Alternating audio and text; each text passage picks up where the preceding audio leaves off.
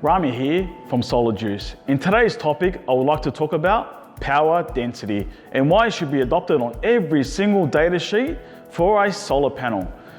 Why should we adopt it? Well, over the years, we've seen, especially recently, module technology change from full cell to half cut, and now there's even shingled. And with wafer size or cell size, we've seen M1 all the way to M12, which means 156 millimeter wafers and cells to 210 millimeters.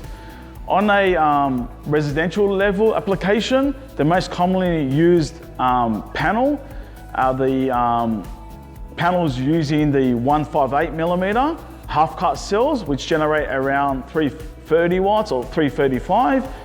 And the most popular at the moment are the 370 watts using the 166 millimeter cells, 60 of them. And if you look at just the headline numbers, 330, 370, and 60 cells for both, you would think the 370 using 166 millimeter is a lot more efficient. However, that's a bit of a misconception, because if you levelize the playing field and adopt power density, you realize that 335 using the 158 millimeter 60 cells generates around 202 watts per square meter, versus a 370 using the 166 millimeter cells is around 203. So there's less than 1% gain there. So there's not much difference. However, in terms of labor costs and balance assistance, because there is more watts per panel, there is some savings there. However, we can't go to the extreme and use the largest wafer as possible in a 60 cell, because then weight would become an issue.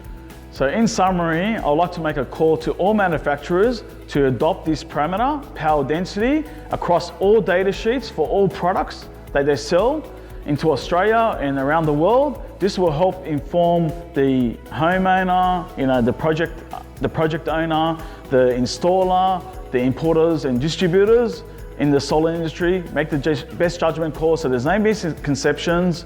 Power density, levelize the playing field, help us make the best call. That's all for me, guys. Over to the next segment.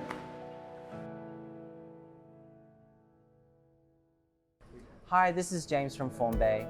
The industry created 920,000 STCs last week. The prices have stayed at $37.70. That's unchanged from our last report. Just a reminder, the deeming period for STCs is set to drop to 10 years after the 31st of December.